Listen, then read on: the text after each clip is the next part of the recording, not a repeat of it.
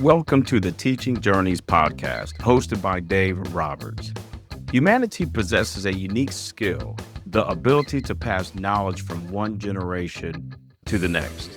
This podcast embraces that ability, offering learning opportunities through conversations with extraordinary guests.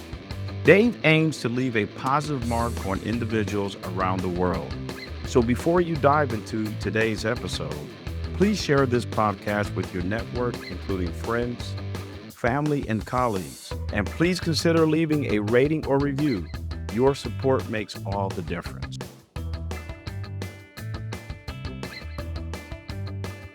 Hi, everyone, and welcome to another episode of the Teaching Journeys podcast. I'm your host, Dave Roberts, and today it is my pleasure to have as my guest Lisa Katona Smith. Lisa is the founder of Parallel Recovery and a nationally recognized voice in the evolving landscape of family recovery.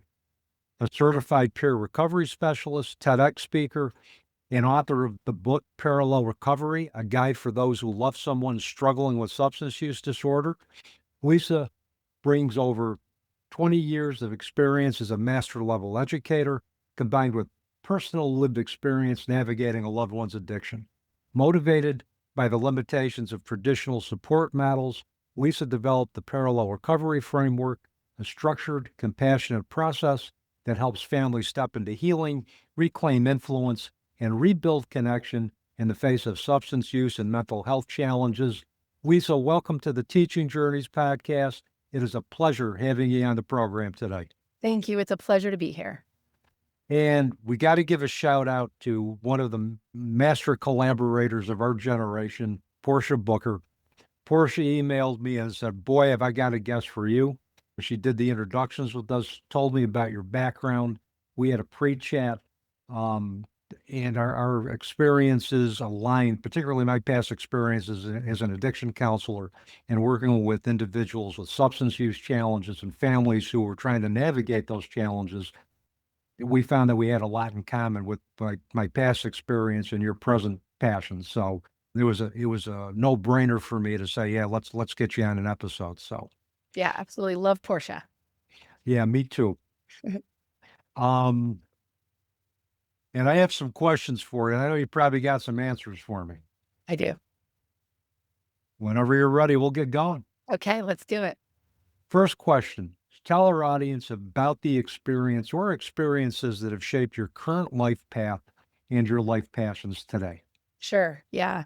So years ago, my oldest son, when he was in late adolescence, really started to struggle with mental health and then subsequently substance use disorder, and went through and, we were guided by several professional organizations, treatment centers, and he wasn't really getting better. He kept coming back to our family, and I sort of say that we kept messing up.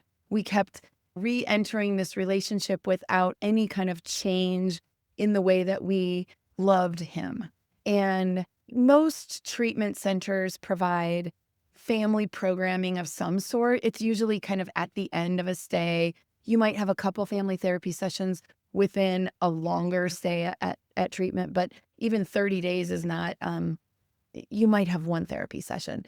And so not a lot of work is getting done on how do we relate differently to this person so that we can support and help them. And what I started to discover was I was not helping. I was not shifting anything. We were not shifting anything. He was making changes and we were making none.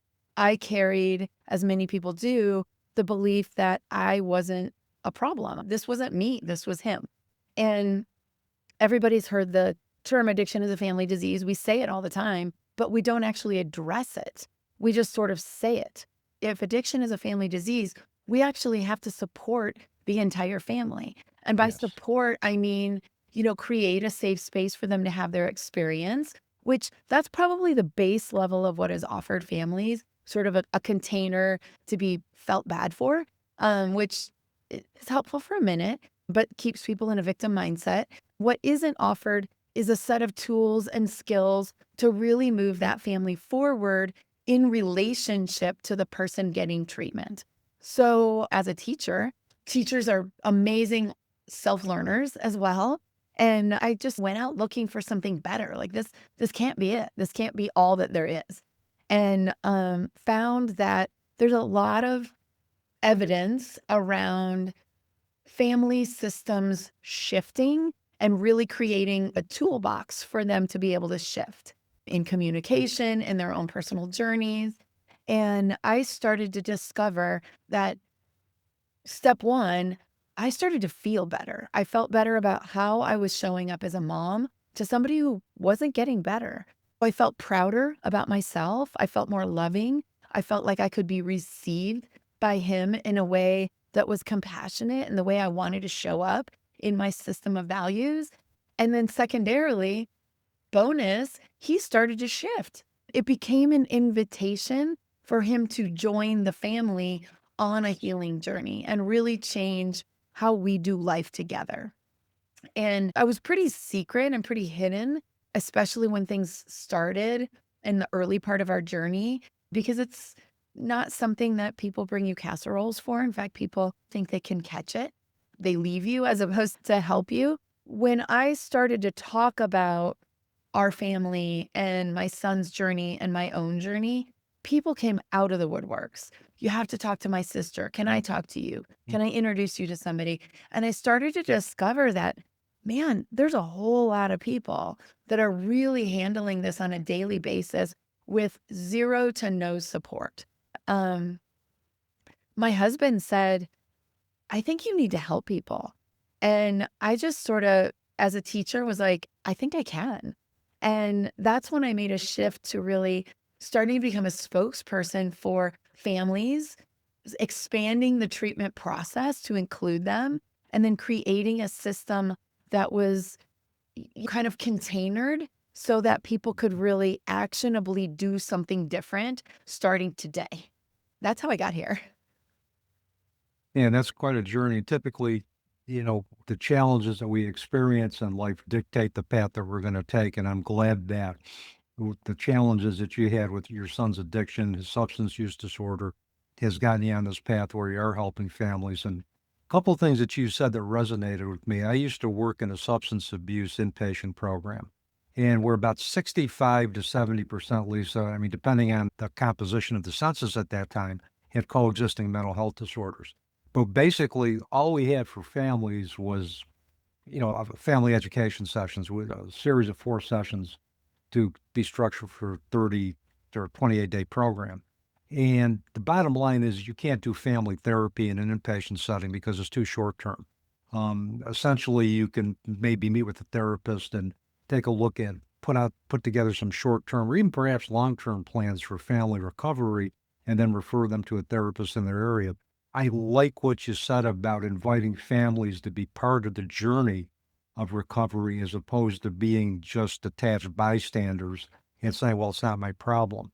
But Right. by bringing them in and taking a look at how can we build the relationship with the person, not the addict, where can we find common ground? Can we meet them with compassion, with love, with understanding, with tolerance, and at the same time, give those families and substance users the tools to address their recovery?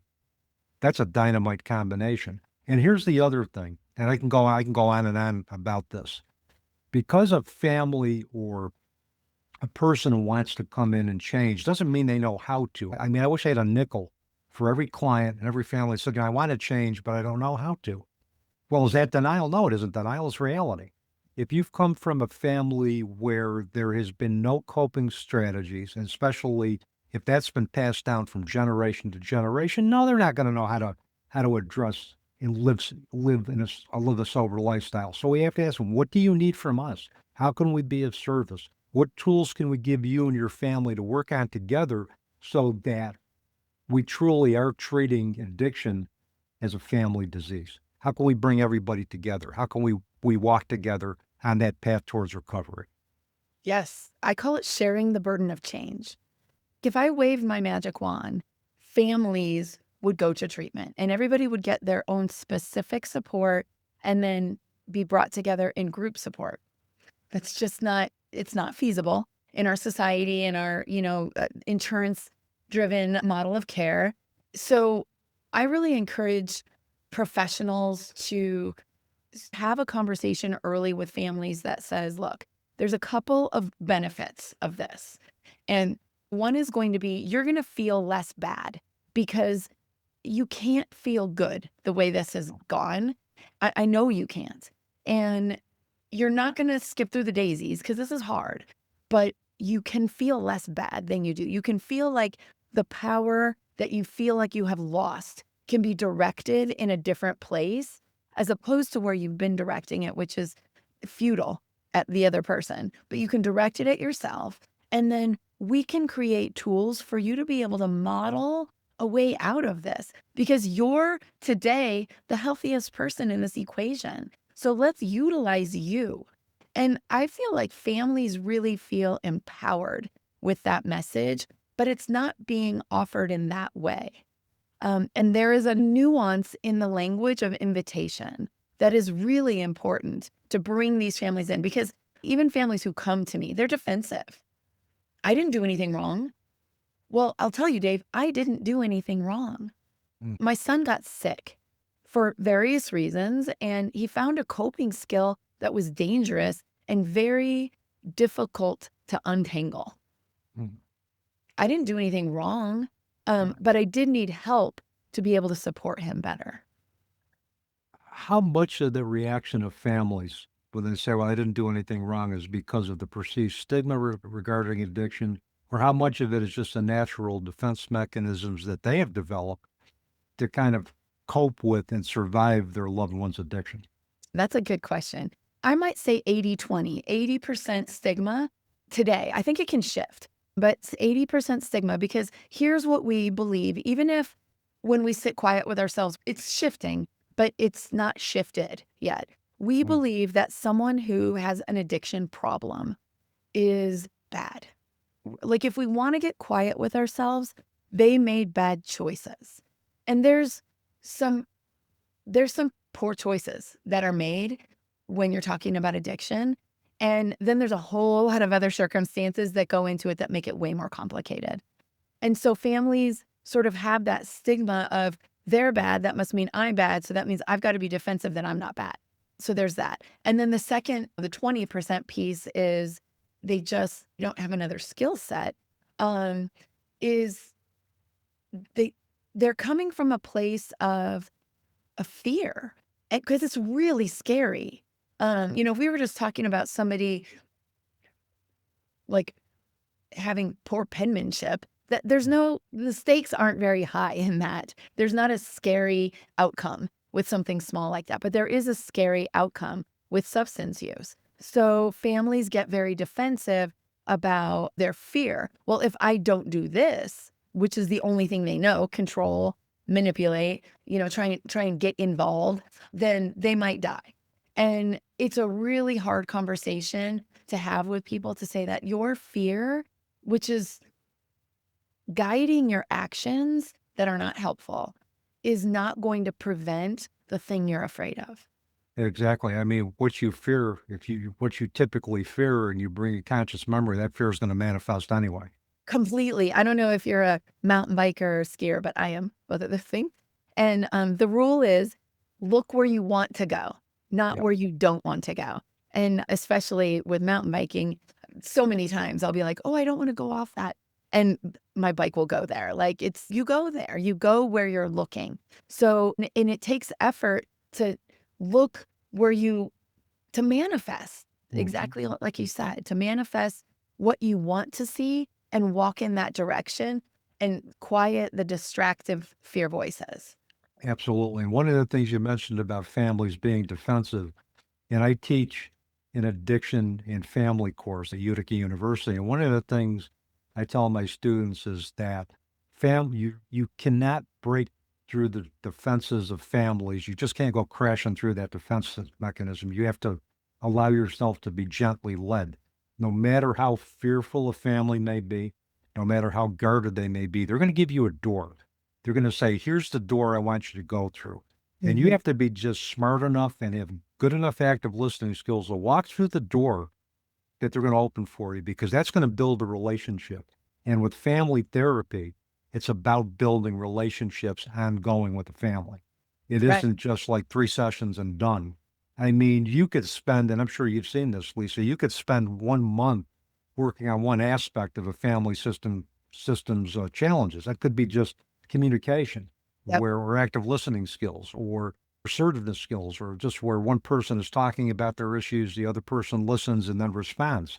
I mean, you could be working, a month to 2 months just on that one aspect. So I tell my students, it's about building a relationship.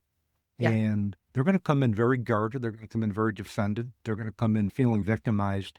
We have to empower them by allowing them to find their emotional comfort zone and allowing them to present to you what they need at that particular moment to move forward in recovery.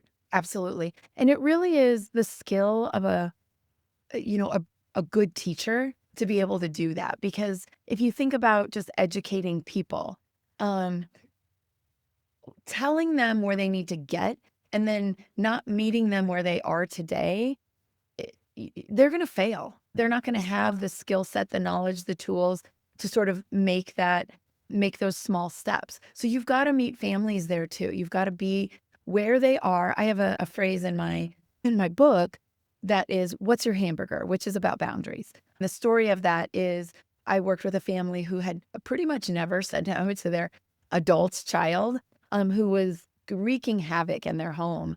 And so we started with dinner. And there was way bigger problems, to include pretty serious drug use in the home. So we started with dinner, and I said, "Okay, look, here's what we're going to do. You're going to tell all the people in the house by 3 o'clock, I need to know who's going to be home for dinner.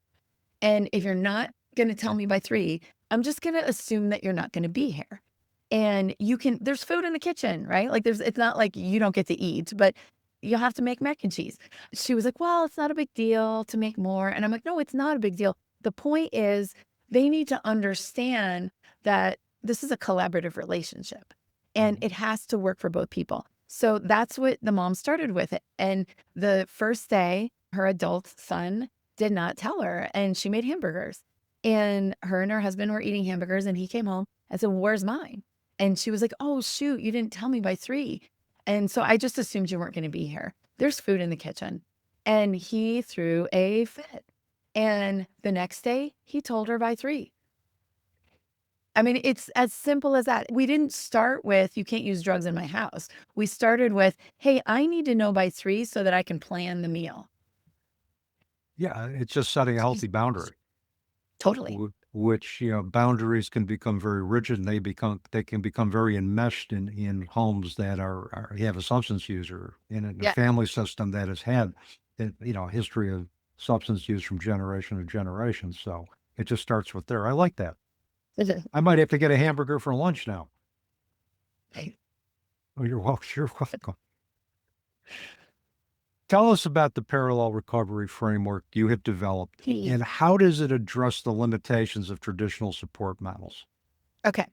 So first of all, it's not linear. And I want to explain, I'm going to talk about it linearly, but it's a process of gathering a toolbox, literally, of skill set, reflective skill set, action skill set, understanding skill set, compassionate skill set, and then implementing it in the appropriate scenarios. So I'm going to speak about it linearly, but it's not linear.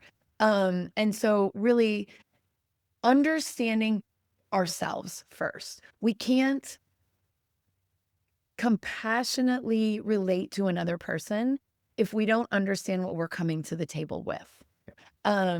So understanding, I say, who have you become in this disease? And who do you want to be in this relationship? And a personal example is I had become a door slammer. I was slamming some stuff. And what I wanted to be was an inclusive person.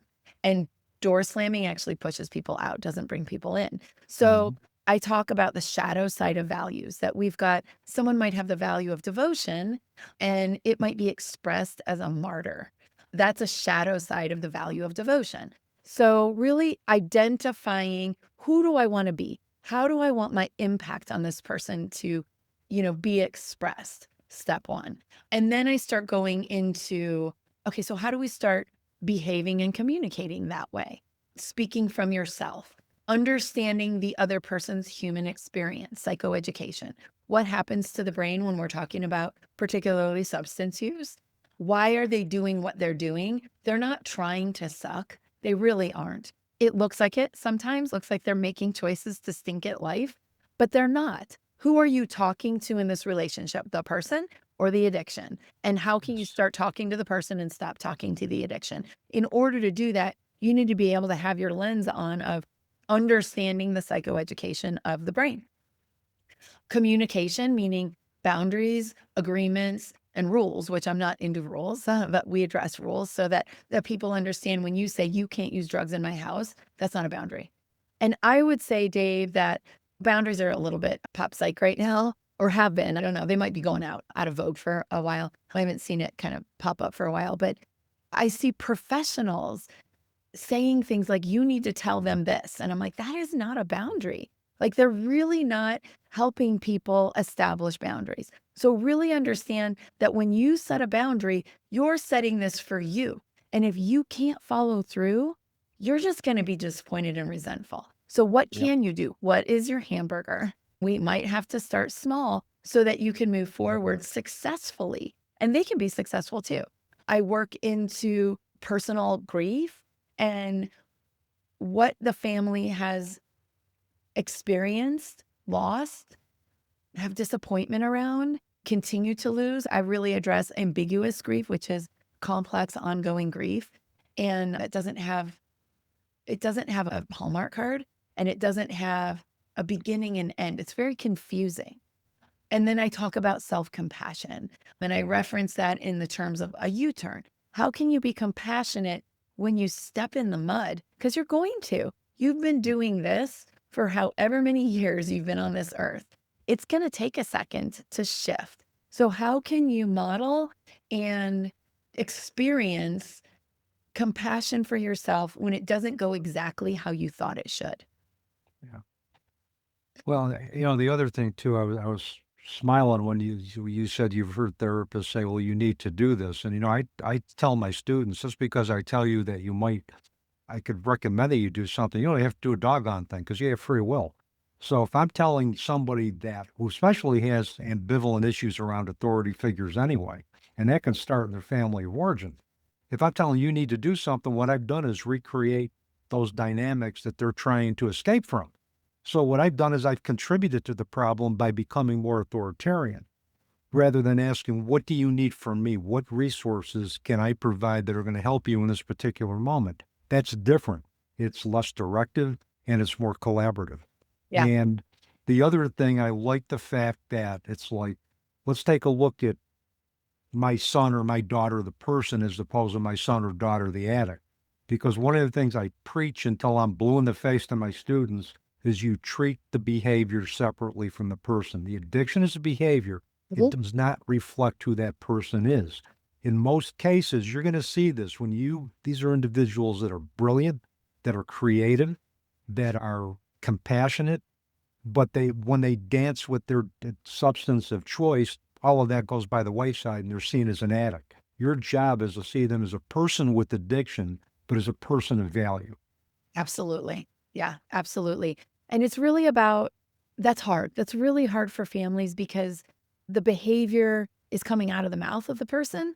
The visual of there's you, there's the person you love, and there's a third party involved that is very protective over the pain that person is feeling, over the experience or the trauma or the whatever it is that they are masking, hiding, or running from with substance use. That addiction is a master at covering it up.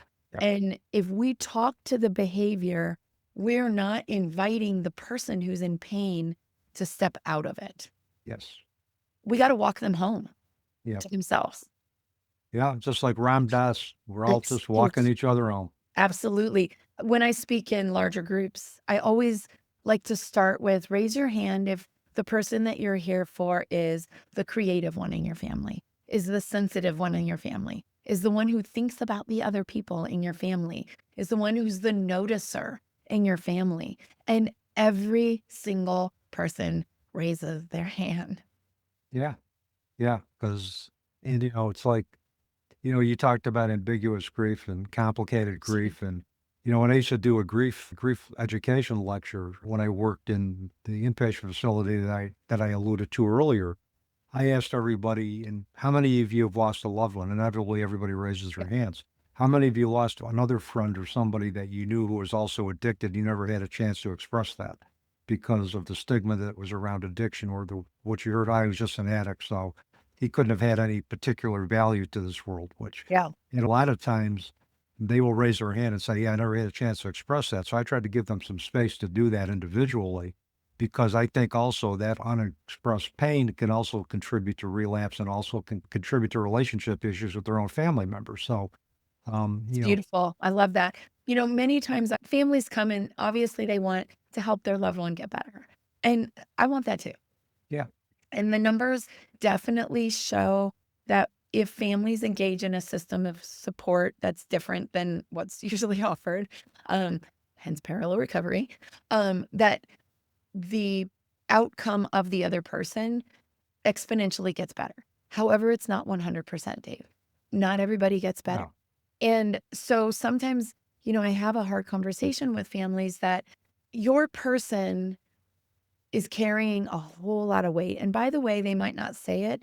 They do know that they're impacting you. They know it and they feel it.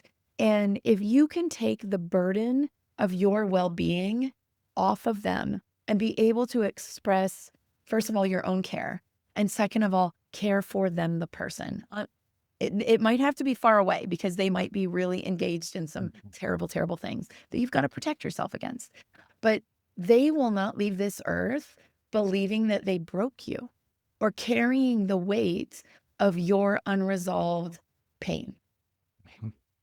And that's a hard thing to talk about, but I want to put it on the table because it's not just about getting them better. It's about the sustainability of you so that you can stay connected in this relationship and everybody has the best shot at an outcome, at least the best shot that we know of today.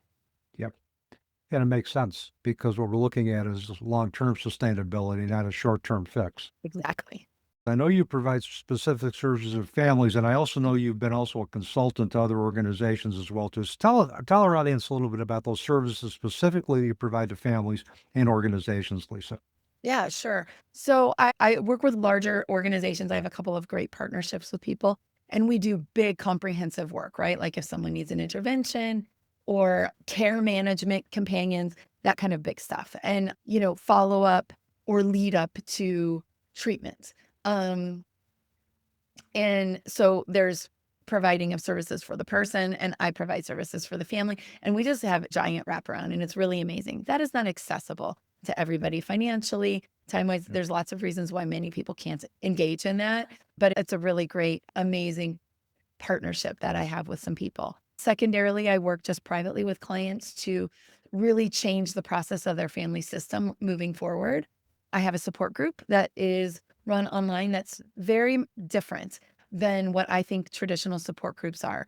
I provide a topic and information every single week. We read it. It's about us as family members coming to the table and working on us. We don't necessarily discuss what's going on with our loved one, although the group is really special and I covet it. It's a very protected space for the people. Some of them have been in there for years. I do a group program that I run through and license through treatment centers. Mhm. It's exactly what I described in my parallel recovery process, going through all of those toolbox elements so that when you're going into family sessions or ultimately a family weekend at the end, you're actually coming in with tools to look different and sound Yeah. different. Yeah. And then I am actually currently working on a workbook and a facilitator guide for my book so that, smaller outpatient programs or just smaller programs that may not have the ability to run an intensive system with their families can maybe facilitate a book study.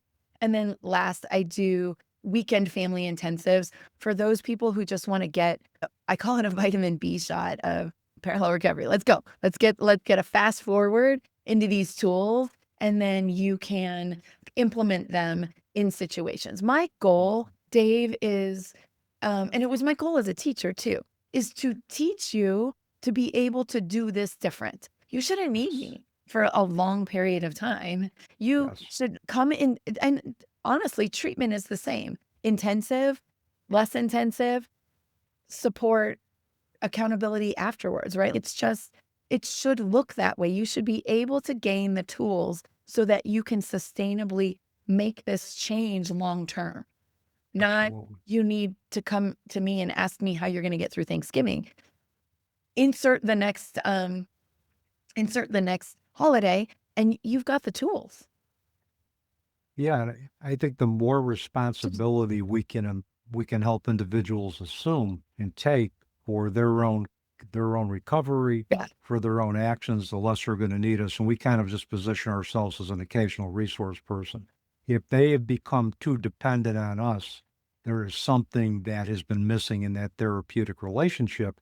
And as therapists, we have to take a look at, what do I need to do differently? What could I have done to unconsciously or maybe even consciously foster that sort of dependency? What was going on within me that caused me to become totally invested in this person and family's success or failure? What's going on with me? Yes, which is very much what I teach families. I call it the need to be needed, right? Like families sometimes have a box of need to be needed. I need them to need me so I feel valuable in this relationship. Okay, let's look at that. But I think as guides and models for support for families, we also need to look at that too. I should not be needed forever. I shouldn't. I'm doing something wrong, or they need to take a break and let things sink in, and then maybe come back for level 2. Like maybe they reached a false summit. They need to let it sink in, let some practice happen, and then come back for a level up. One of the important pieces of therapy for me was always self-awareness.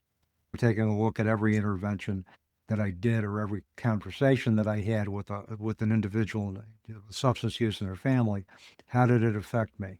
Did I communicate with them consistent with my own value system? Did I find myself becoming too overly invested? And it's asking myself those questions and then going to my supervisor and saying, hey, I need some help with this. Yeah, you're speaking my language. Absolutely. And if you think about this, Dave, insert exactly what you just said into the family system. In order for the person getting substance use support, addiction treatment, to really have a good shot at getting better, they need the family to become a part of the treatment team, which, by the way, isn't controlling their behavior. It's using the language, it's using self-reflection. I mean, that's what a good treatment support system is doing. You don't go to, let's just even break it down to a basic AA meeting. You don't go into an AA meeting and everyone jumps forward and starts solutioning for you. They sit back and let you have your experience. And that is what the family, but they do it with skill and compassion and compassionate witness. And that's what we need the family to do. And so it's training, it's bringing them up so that they can be a part of the treatment team at the table with everybody. Yeah. And they can learn to just bear witness to their loved ones' stories. And their stories aren't going to be pretty. And addiction isn't pretty, but it's bearing witness to everything. It's bearing witness to the good parts and also the shadow elements that define us. Yeah. The other thing I wanted to tell you, I don't like the term rules either. I had a very wise supervisor and mentor who he would always say, don't have group rules, have group responsibilities. That has a whole different connotation than rules, which for somebody who's anti-authoritarian, I don't need to follow those rules. But what about if we looked at those rules as responsibilities? What's the responsibility to yourself? And what's the consequences if you don't meet those responsibilities, not only for yourself, but for your family and your friends? How's that behavior going to impact on them? I love that. And it really is an invitation to be empowered as opposed to an invitation to have an opinion. Yeah. Yeah. My supervisor and mentor, he was a visionary. I mean, he was talking about the stuff we're talking about now, empowerment, fostering independence and reliance. He was talking about this stuff back in the 80s. And he's been dead now since 1998, but boy, he lives on in me in terms of my teaching and everything I do was very, and also he lived on with my continued work with individuals and families with substance use issues. Yeah. I So love that. I love people that inspire us. me too. Me too. And they continue to long after they've left this world. So now, speaking of your parallel recovery, speaking of your book, tell us about your book, Parallel Recovery, a guide for those who love someone struggling with substance use disorder. What impact do you hope it's going to have on those who choose to read it and also for the families that are struggling with substance use disorder? Yeah. So there's two things that I want people to experience when they read my book. One is a set of tools, a guide forward, not just sort of um, touching on topics, but actionable things that can provide support for them to utilize. Yep. Second is a place for them to feel witnessed and for them to feel like it's not just a person telling me what I need to do. This is a person, I've weaved my story and stories of people who I've worked with throughout the book. And the first chapter of the book is called Hard Easy or Easy Hard. And that theme is just woven throughout the whole book. It's funny because people I work with closely, sometimes I'll have my own thing going on and they'll be like, hard easy or easy hard? And I'm like, I hate when you use my stuff against me. The story behind that is in 2012, I live in Colorado. My family experienced the impact of a wildfire on our neighborhood. Our entire neighborhood burned down. And we had a complete loss. And my kids were young. My oldest, who has struggled with substance use, was in the 7th grade. He was 12 years old. That's that hard age on a good day. And it was a pivotal moment in our lives, in his life. And so I really want people to hear my story, but have the book not be about me. Have it be about, man, I had to bushwhack this and just follow the path that I have found. It's way easier the second time through.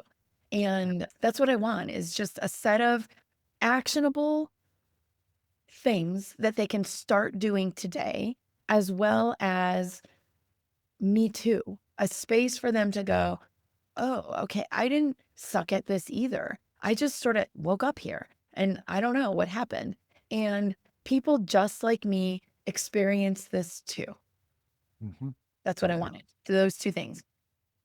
Yeah, and I think Yeah. when you can write a book that is going to be a useful guide for families trying to navigate the substance use of a loved one, and also you put forward your own story with that, I think it makes it more impactful because it's like you've been in the trenches with your son, Yeah. and and somebody who's been in the trenches also knows what they need to do to get out of that Yeah. and to get out of. Yeah, for sure. And I will tell you that as a mother, when someone says, I know you're scared, I go, really? Do you know how scared? Because Yeah, unless you're a mother who has experienced this, you don't know how scared. no. It's like somebody saying, I know how you feel. I lost such and such. It's not even related to Yeah. the feeling. Their Yeah. intentions may be good, but at the same time, it misses the mark. And if anything, it may also undermine that Yes. person's loss. It may undermine your challenges that you've gone through as a mother who has a son who had struggled with substance use issues. And so I never assume how anybody feels. I'll let them tell me. Yes. I can try to show empathy as opposed to kind of like understanding, which you can't really understand unless you've walked it. Mhm. And even my experience is different than other people's experiences. So Yes. it really is about finding comfort in watching someone else's discomfort. And then again, extending your hand to say, there might be a way to not feel this uncomfortable. Yeah. As therapists, as coaches, we need to be willing to sit in the muck Yeah. with and we experience that discomfort that that individual has gone through in order for us to be able to deal with it. We can't just sugarcoat it. We can't walk away from it. We have to really be in the trenches with them as co-companions, as a compassionate witness, to try to really get a feel for what those individuals and families have experienced in order for us to be able to adequately address it. Yeah. Could I address something? I think it came to my brain when you and I were just talking about that, which is traditional models of support, like support groups. Um, I'll leave it at that. I have a lot of clients whose loved one is in treatment and they go to, the Monday night support group at the treatment center. It doesn't feel supportive. So here's the message that going out to the world, it doesn't feel supportive. And that's not helpful. It does not feel supportive to just be told, step back, step back, step back, step back. That's step one. You might need to step back so you can see the forest through the trees, so that you can take a breath, so that you maybe can have a solid night's sleep. And then what can I do to step back in? And Yes. that's what's missing and I think that, you addressed it as good therapists, good guides, good coaches need to be able to, really sit in the muck with their clients or people that they're supporting. But there's more support groups that are just sitting in the muck with people and just being mucky. Yeah. We really can clean off. And again, it's not about, oh, this is perfect now. This is about learning to sustainability, learning how to navigate the waves of the challenge. Because whether we're talking, no matter what brain disorder we're talking about, it is recurring, and it doesn't go away. It's not strep throat. That's not what it is. It's something that is always present, doesn't always have to be actively present, but it's always there. It's how are we going to put it in the back seat, notice it, witness it, address it when needed, and weather the journey. But in order to do that, you've got to teach people how to step back in. Yes. And I think traditionally, there's just a space to be felt bad for. Absolutely. And I can see the element of detachment in terms of you detach, from, I guess, from the outcomes. You can't control the outcomes of your loved one's behaviors, and you shouldn't be any more responsible for it Yeah. than you need to be. But the other part is just not detaching it and just walking away and saying, well, I'm done with you. It's Right. like, And the interpretation is that. exactly. That's just, just walk away. And that's, I think, what contributes to a lot of times getting whole family systems and just partial family systems into treatment, because there's some individuals and families say, wait a minute, yeah, I'm detaching, but yet I want to come in with compassion and be able to support my loved one in their recovery. And to me, that's, I think, where the message of detachment falls short. It's like, okay, detach from any responsibility that may have been put on you or you've interpreted for your loved one's behavior, because we have no control over anybody's behavior except our own. But how do we walk back in Yeah, to that detachment's person's life? not the right word. It really is. No. And the spirit underneath it is correct. Yep. It's really unentangle from the chaos, from the disruptiveness. Sometimes I refer to that entanglement as family members. We're like octopus and we've got all these legs, and then the legs have tentacles on them. We got to start peeling those tentacles off so that we can actually see what's going on and give the other person the opportunity to try and do better. And Absolutely. that's a really important thing too. I said it earlier. Nobody tries to suck at their life. They really don't. Nobody wants to go, I know where I want this to lead. No, that's not it at all how this started. Empowering somebody by unentangling and giving the message that I'm here and I actually believe that you can join me. Yeah. And it's basically believing in somebody's ability to transcend what they Yeah. perceive their limitations to be. Yeah. I tell my students, I don't care what you got in other classes. I don't care if you're a C student or a D student. I'm going to treat you as if you're capable of doing great things. I'm treating you as if you are going to be the most capable person in the world. And if we treat somebody as if they're capable, if we treat somebody who's struggling with substance use and mental health issues as if they are capable of recovery, we treat families as if they're capable of being a compassionate part of the process. If we plant those seeds, eventually it's going to bear fruit.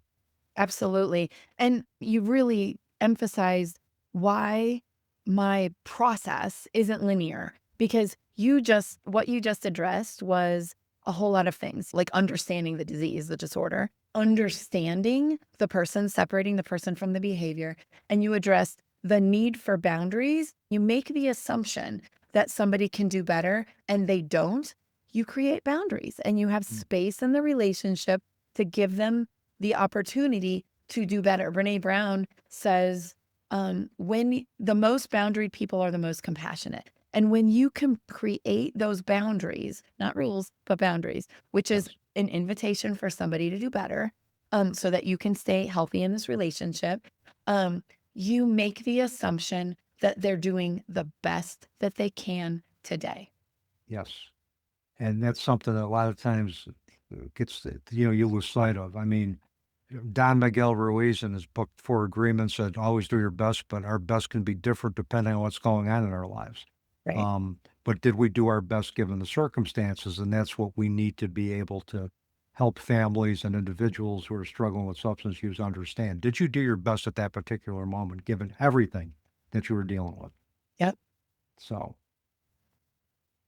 Lisa, I could probably talk to you for about another hour. But I got a couple more questions to wrap up our time together. And it's been a fun and a great conversation. And I'm going to thank Portia a million times over for getting us together. So one of my last questions for you, if there's one ultimate wisdom or takeaway that you want to leave our listeners with today, what would that be? That your power lies in starting with yourself. The change that you want to see in your loved one begins with small bits of change yourself, that then you can create an invitation for them to join you. Yeah. Makes sense. Makes perfect sense. And I think if we could all live by that responsibility, I think we're going to be in good shape. So, my last question, to give you a chance to promote yourself and your services a little bit. If people want to contact you, contract for your services, purchase your book, what's the best way for them to do that, Lisa? Sure. I'm going to start with, I have a TED Talk. It's out there for free. The Power of Parallel Recovery. You can just Google it. My book, Parallel Recovery, the guide, is available on Amazon, or you can order it with the ISBN number through your local bookstores if you'd like. My website is lisakatonasmith.com, and you can find out all about me there. And I'm most active on the Instagram, parallel_recovery. Lisa, thank you so much for just a wonderful conversation today. I wish you well in the future with your work with families and organizations. And if we can clone you 1,000 times, I think we might be able to get a handle on the substance use issue, I think, with your philosophies, your passions. So let's work on cloning you 1,000 times. Okay. Thank you, Dave. It's been an honor. You're welcome. And with that, that's a wrap on another episode of the Teaching Journeys podcast. I'm your host, Dave Roberts, wishing you peace.